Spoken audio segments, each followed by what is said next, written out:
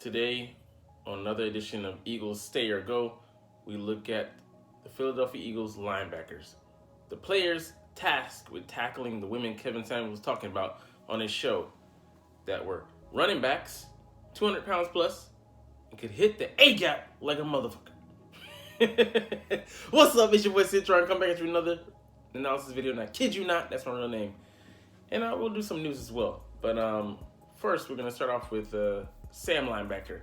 We're going to also look at off the line linebacker as well. But first, let's start with these guys. Haason Reddick, a splash free agent for us, came in on a 3-year, $45 million deal. And, man, one of the best signings of the offseason. He, I don't know if he previously never made the Pro Bowl.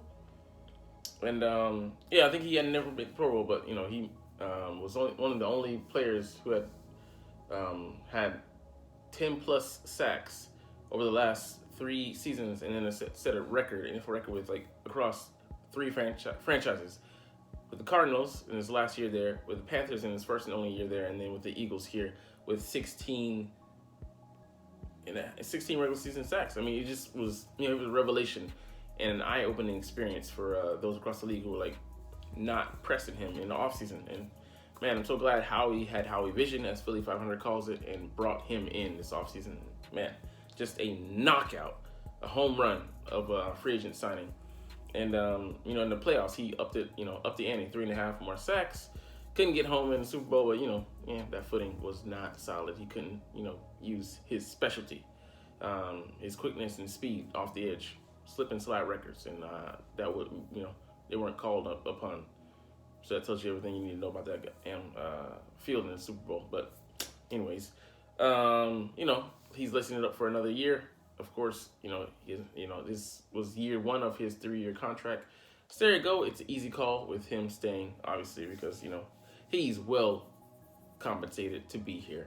But, man, should have been in the running for Defensive Player of the Year. It was a joke. But, glad to have him back because we were losing a hell of a lot of guys, including some in this linebacking core. But let's get to the next guy, man. Patrick Johnson. So he's a Jag, man. He starts ahead of Kyron Johnson, but with him playing the same position as Haason Reddick, and him not coming off the field very much, he doesn't see much action. But this position could still be upgraded because the guy we draft could still be kind of a tweener and play in the spotlight at in and back up Josh Sweat. If he's a heavier guy, if he's a lighter guy, it still can be work around with a NASCAR package and then moving the inside or just staying with 2D tackles and then going a little bit lighter in obvious passing situations.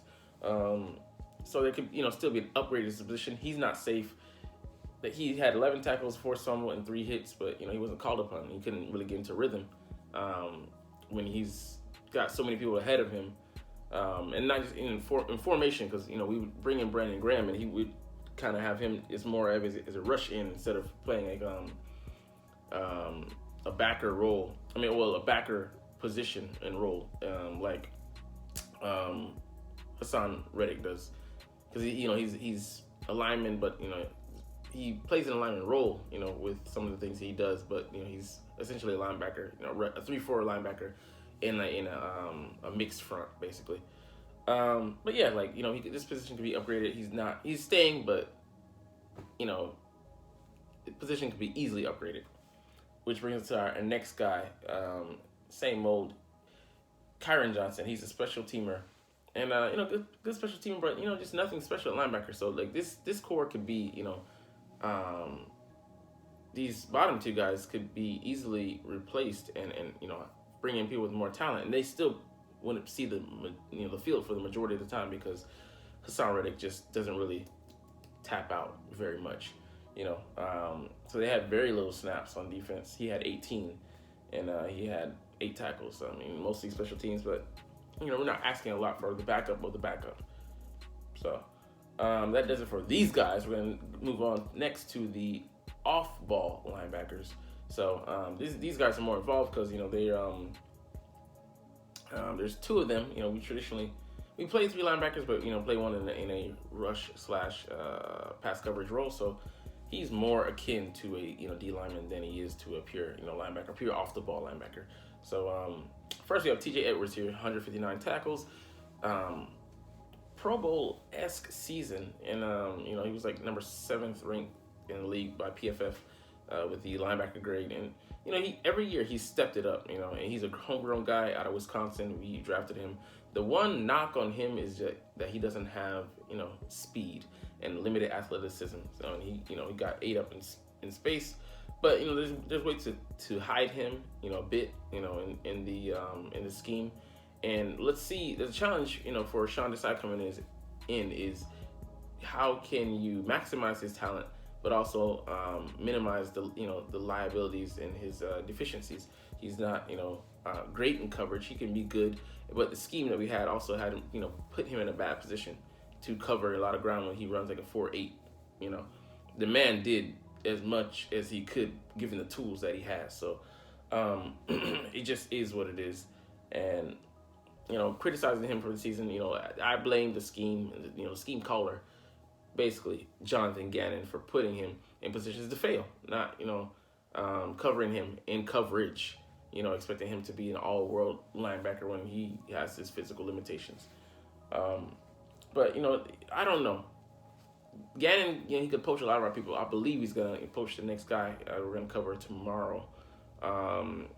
Because he wants, familiar players he's comfortable with in his scheme, and he has a lead on the cap. He's not capping when he says he's got cap to bring in those players into Arizona, and even if it's just for a short term, it helps make that adjustment easier for the head coach transitioning into a new role and with a new squad. So if they call him or if someone else pays him a ridiculous amount of money out of the ideal price range for the Eagles, they gotta let him go, man. And you will have to maybe fend for scraps on the second, and fight for attention and fight for an interview basically with the second and I won't say second and third wave feminism, second and third wave free agents. But we'll see, man. There's no telling how that goes. But the draft as well. I mean, and just historically, we don't place a premium on linebackers. He was a free agent that we brought in. A priority free agent out of the after the draft, so a rookie free agent. So I mean, we were fortunate that our scouting department panned out and on the grade of this guy, and then they listened to the their arguments about bringing him in. So we were fortuitous in us drafting him and developing him, but there's a good chance he could stay because the market may not be so welcome for a guy with his limitations that we spoke about, as well as I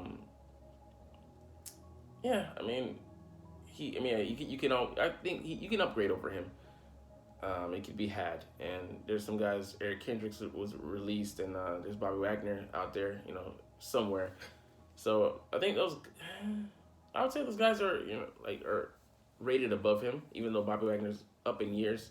Still, he was a Pro Bowler and one of the leading tacklers, and just still pretty graded out pretty highly, even playing at age 32. So let's move on to the next guy, Kaiser White, and this one's an easy pass. There you go, he's gonna go. He was solid for most of the year. Like I said, the scheme as well didn't. He's a more athletic guy than TJ, but we still didn't put him in the positions that we needed to cover his ass in coverage, and I had him exposed. And given his limitations, his size is mostly the thing that's working against him. He comes hard, pause, but he's a little light in the ass, so that's gonna you need your positioning needs to be perfect. And then if you're asking so much of these linebackers, two guys to cover so much space without a great amount of help, and then coordination as far as the passing off and stuff, poorly designed scheme.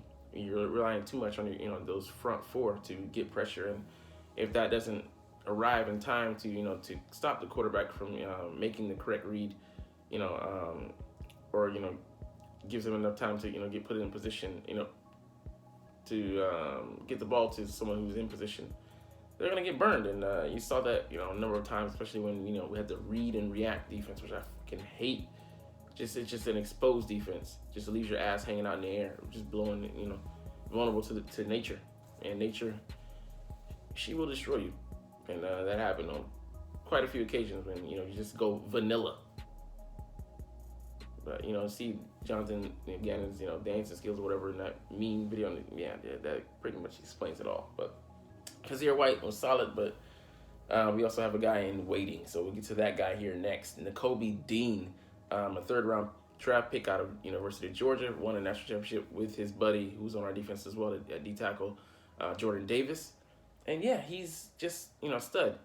The one tackle I saw, so it was just a preview and just a very short highlight. They go to train, choo-choo, riding these hoes. But was just a short bit of, insight into maybe, his capabilities and, preview maybe what he could do in this defense full-time.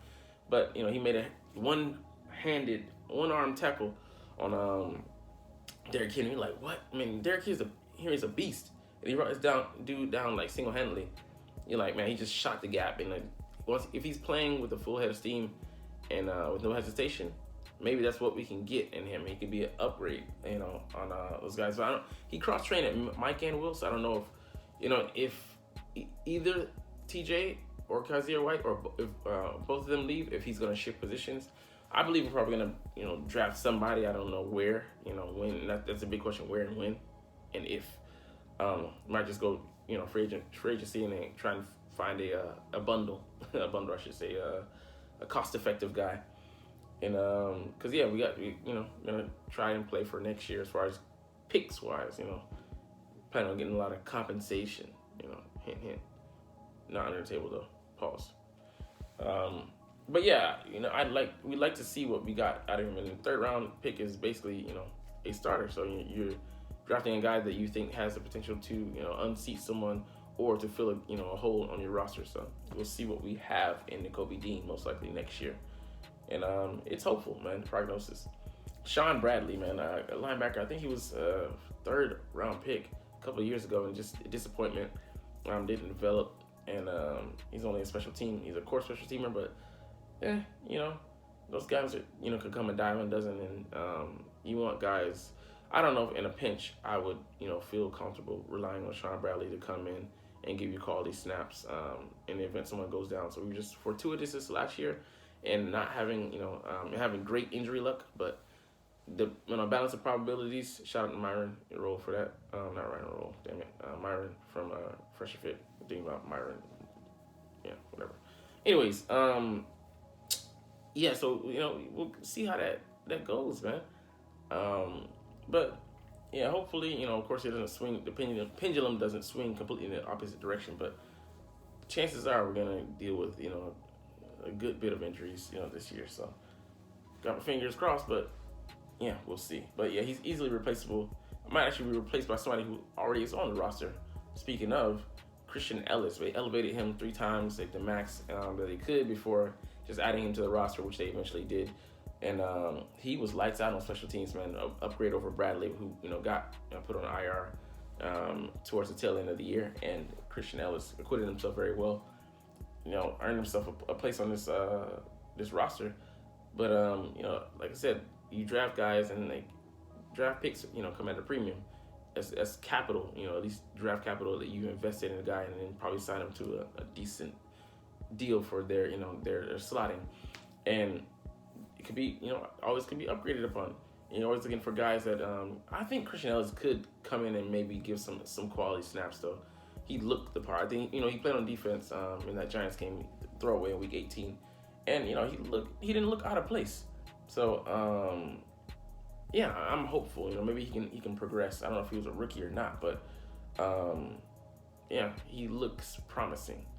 So that's all that we have for linebacker today. Let's go over to NFL.com and see if there's any breaking news or anything else that I want to get into. All right, Garoppolo. Jimmy Garoppolo showing some interest. He's got some NFC teams that are after him. Yeah, I mean, he's not, the worst guy, but he just can't stay healthy. So if he can, he has a lot to bring to a franchise, and a good to very good quarterback. But yeah, it's a limited market, but still, I mean, like quarterbacks, he's only 31 years old, so that's practically, useful days at quarterback. Those guys play until they're 40 sometimes. You're looking at Tom Brady with at least mid to late 30s, and still giving you quality snaps. But he has a lot to give, to whatever franchises out there, and I'm looking for him. And he's always getting quarterbacks are always going to be held at a premium in this league. All right, next, DeAndre Hopkins, the Cardinals wide receiver. Hearing a lot of trade talk, and his salary is bloated. I think he has $20 million plus. Signed that big contract extension with the Cardinals, and but they're not going anywhere anytime fast because Cardinals quarterback Kyler Murray's injured. He got injured late in the season, I think in December. So he's not prognosticated to start the season most likely. And even if he does, he's not going to regain his health. I mean, he's not going to regain his form until like later in the season, and then his trust as well in that leg, in that knee, until most likely somewhere a year and a half mark to somewhere in his second year of healing from that ACL, and that's if things go according to plan. Who knows if he has setbacks or whatnot. So, it's not a very stable position there in the Cardinals, and they peaked out when they with Cliff Kingsbury when they went 10-6, and then even that year they kind of were up and down. Towards the end of the year, they kind of nosedived, and performance did and on the field, and they went into the playoffs with that, and it just stunk. So they haven't recovered yet. So I can see why he would want out, but it's gonna be some virus for his services. Hopefully the Cowboys or somebody sign him and waste more of their cap that they don't have. All right, the Jacksonville Jaguars have cut Shaquille Griffin, the cornerback out of UCF. That's an amazing story with him and his brother. His brother, being a partial amputee, didn't have anything above a wrist, but still, managed to play 3 professional seasons in the NFL with as a disabled person. Just a fucking beast. Ran a 4.38 or 4.39 at the combine, and just put up in the teens with assisted mechanism to help him do the bench press. I mean, what do you want out of that guy? Just a warrior. And his brother, signed a 3-year, I think $45 million contract. $44 million contract, and just didn't pan out there. Only started 5 games, played in 5 games this past year, and just cap casualty. But saved them like a couple in the tens of millions of dollars. I think maybe like 13. But he'll have some suitors because people are always looking for people that can play on the corner. It's quarterback, left tackle, DN, and then it's cornerback that franchises look for. So highly sought out their position. He will not be hurting for work. He'll find a spot, and I don't think the Eagles should look at him. But who knows? Maybe he's out there for a while. Who knows what happened? Hungry Howie will gobble up people. Balls. That's it for today. Nothing else important around the league happened. But anyways, we're gonna get up out of here. So fly, Eagles, fly, and let's motherfucking go. Like, comment, share, and subscribe if you Thanks for watching. Check me out at Cintron, Cintron Anime, Cintron Life, or Cintron Laughs, or other social media.